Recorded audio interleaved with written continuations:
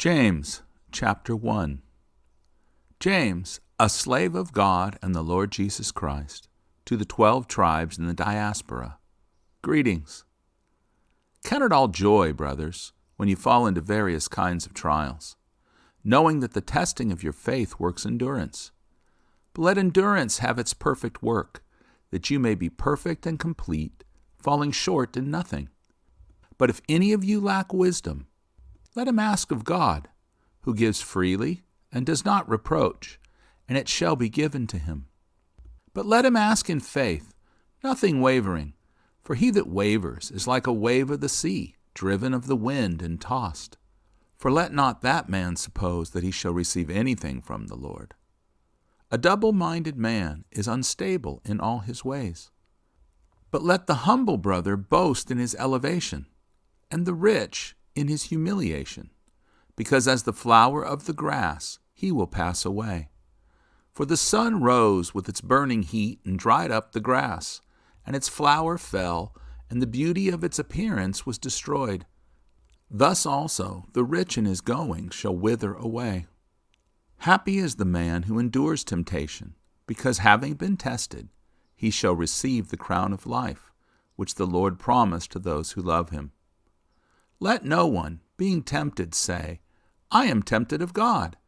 For God cannot be tempted by evil, and himself tempts no one. But each one is tempted, being drawn away and allured by his own desire. Then desire, having been conceived, gives birth to sin, and sin, having been finished, brings forth death. Do not be deceived, my beloved brethren. Every good gift and every perfect gift is coming down from above, from the Father of lights, with whom is no variation or shadow of turning. He chose to give us birth by the word of truth, so that we would become a kind of firstfruits of his created things. So, my beloved brethren, let every man be swift to hear, slow to speak, slow to wrath, for man's wrath does not work the righteousness of God. Therefore, lay aside all moral uncleanness and wickedness, and receive in meekness the implanted word, which is able to save your souls. But be ye doers of the word, and not hearers only, deceiving yourselves. Because if anyone is a hearer of the word, and not a doer, this one is like a man who contemplates his natural face in a mirror, for he considers himself, and has gone away, and immediately forgets what he looks like. But he that looks into the perfect law of freedom and continues in it, this one, having been a doer and not a forgetful hearer, shall be blessed in his doings.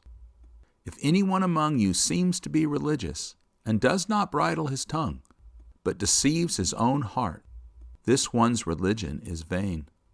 Pure and undefiled service before God and the Father is to care for the fatherless and the widows in their trouble, and to keep oneself unspotted from the world.